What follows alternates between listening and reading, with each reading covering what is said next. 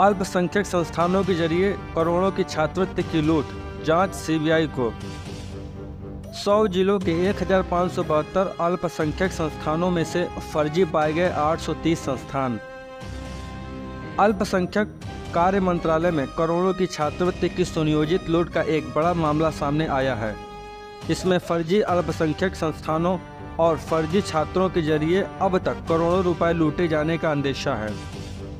शुरुआती जांच में 100 जिलों के 1572 अल्पसंख्यक शैक्षणिक संस्थानों में से करीब 53% संस्थान फर्जी पाए गए हैं, जो या तो अस्तित्व में नहीं है या लंबे समय से बंद हैं।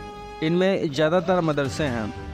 इन सभी 830 फर्जी अल्पसंख्यक संस्थानों को पिछले 5 वर्षों में 144 करोड़ से ज़्यादा की छात्रवृत्ति दी गई है। मामले की गंभीरता को देखते हुए अल्पसंख्यक कार्य मंत्रालय ने इन सभी संस्थानों के खातों को फ्रीज कर दिया है। साथ ही इस लूट की जांच सीबीआई को सौंप दी है। फर्जी पाए गए इन अल्पसंख्यक संस्थानों में सबसे ज़्यादा संस्थान असम, झारखंड, छत्तीसगढ़, बिहार, पंजाब और कर्नाटक के हैं।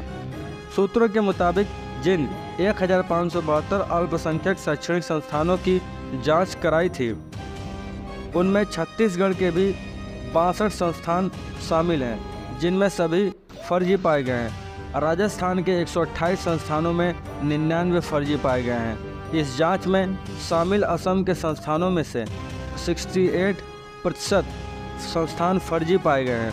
इसी तरह कर्नाटक के 64%, उत्तराखंड के 60%, उत्तर प्रदेश के 40%, मध्य प्रदेश के 40% और बंगाल के 39% संस्थान फर्जी पाए गए हैं।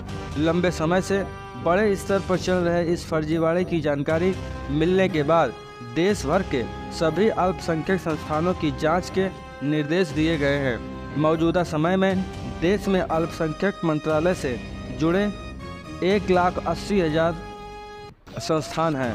सूत्रों के मुताबिक अल्पसंख्यक कार्य मंत्री स्मृति ईरानी ने 10 जुलाई को ही इस मामले की सीबीआई को सौंप दिया था। अल्पसंख्यक शैक्षणिक संस्थानों में पढ़ने वाले छात्रों के लिए छात्रवृत्ति की शुरुआत वित्त वर्ष 2007-2008 में की गई थी।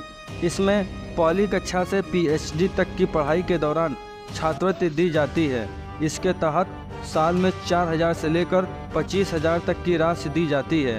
इन संस्थानों को यह छात्रवृत्ति वित्त वर्ष 2021-2022 तक दी गई।